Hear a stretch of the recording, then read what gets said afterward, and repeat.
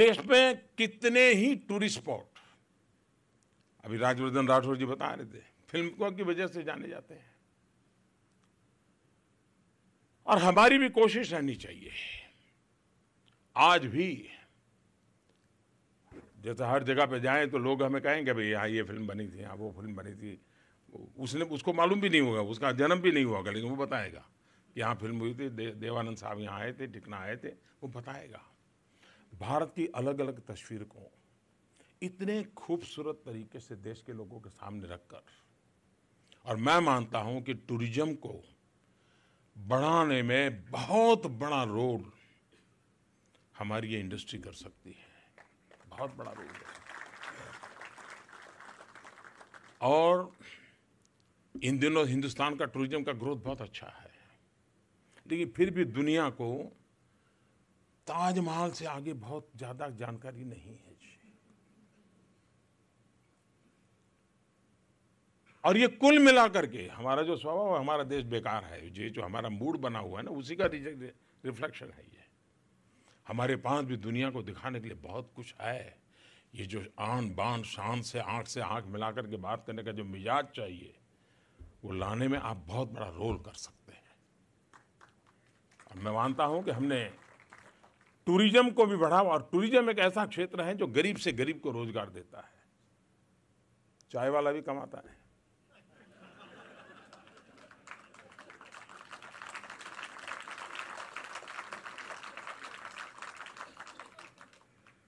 और मैं मानता हूं कि हिंदुस्तान के अलग अलग हिस्सों में ये बात सही है, थोड़ा बहुत राजवर्धन जी ने उल्लेख किया, और मुझे भी कुछ लोग पिछले दिनों मिले थे, उन्होंने भी कुछ बातें कही थी कि भाई हम अलग अलग जगह पे जाते हैं तो हमें परमिशन के लिए परेशानी होती है, टिकना होता है, बहुत चक्कर काटने पड़ते हैं, हमारा टाइम टेबल लड़खड़ा जाता है, हम सब तैयार किए जाएं और एक म्यूनसिपल कमिश्नर की परमिशन न मिल जाए, हमारा सारा एक कठिनाई है। मेरे सामने विषय आया, मैं जानता तो आप लोगों की दुनिया जानता नहीं था, लेकिन जब बताया तो मेरा भी ध्यान गया। तो मैंने हमारे अफसरों को कहा कि भाई इसका क्या किया जा सकता है, उनसे पूछा, और मैंने उनसे कहा कोई तरीका निकालना चाहिए। आज जब मैं आपके बीच आया हूँ तो मुझे कहते हुए प्रसन्नता हो रही है कि देश में अलग अलग हिस्सों में फिल्म की शूटिंग से जुड़ी मंजूरियों के लिए एक सिंगल विंडो क्लियरेंस की नई व्यवस्था बनाने का काम शुरू किया जा चुका है,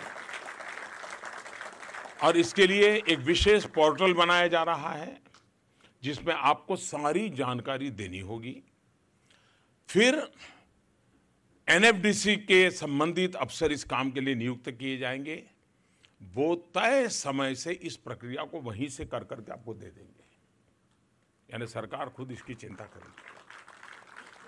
और मुझे लगता है कि सरकार के इस प्रयास से ये आपकी एक बहुत बड़ी कठिनाई जो मेरे सामने जिन नौजवानों ने मेरे सामने रखी थी, तो मुझे लगता है कि उसका सॉल्यूशन उनको निकलना चाहिए।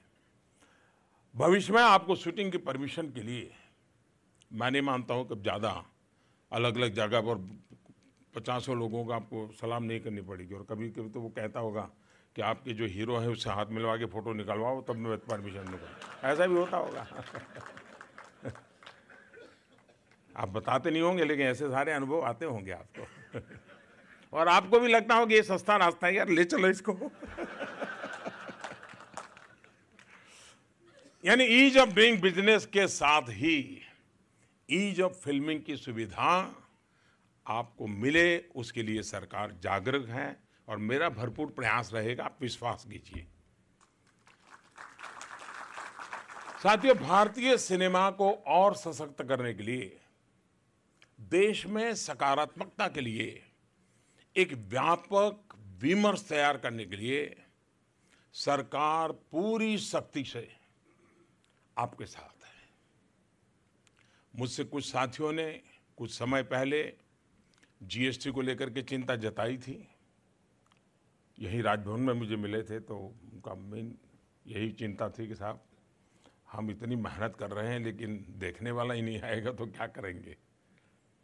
और कलाकार जब ये काम करता है,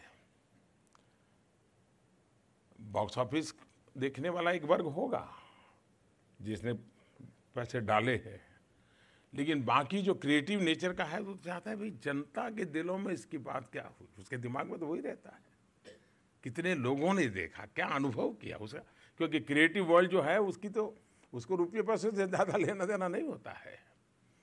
जब ये बात मेरे पास आई तो मैंने जीएसटी काउंसिल से सारा बात बताई, उनको कहा कि भाई देखिए ये मेरे पास विषय आया है, क्योंकि हमारे हाथ में नहीं है, वो जीएसटी काउंसिल के हाथ में है, लेकिन देश में ऐसा माना जाता है सब मैं कर रहा हूँ। लेकिन मेरी तैयारी है, कोई तो चाहिए जिस डिब्बे में सब डाला जा सके, वरना सफाई कैसे होगी। और मुझे खुशी है कि जीएसटी काउंसिल ने इस चिंता को दूर किया है। अब 100 रुपये के ऊपर के टिकटों पर लगने वाली जीएसटी को 28% से घटा करके 18% कर दिया गया है। साथियों, एक विषय मेरे सामने आया है और वो है पायरेसी का। मैं समझता हूं कि पायरेसी को लेकर के आप सभी की चिंता बहुत स्वाभाविक है। पायरेसी आपके श्रम और आपके सामर्थ्य का अपमान है, और इसे रोकने के लिए सरकार सिनेमेटोग्राफ अधिनियम 1952 में बदलाव करने की दिशा में तेजी से कदम उठा रही है। हम जिस संशोधन की दिशा में जा रहे हैं, उस संशोधन के बाद कैम कार्डिंग को जो सिर्फ पनिशेबल ऑफेंस की नहीं बनाया जाएगा, बल्कि इसके लिए कठोर दंड की व्यवस्था का भी प्रावधान किया जाएगा। साथियों, बीते 4.5 वर्षों में हमारी सरकार ने करीब 1400 से ज्यादा पुराने कानूनों को खत्म किया है।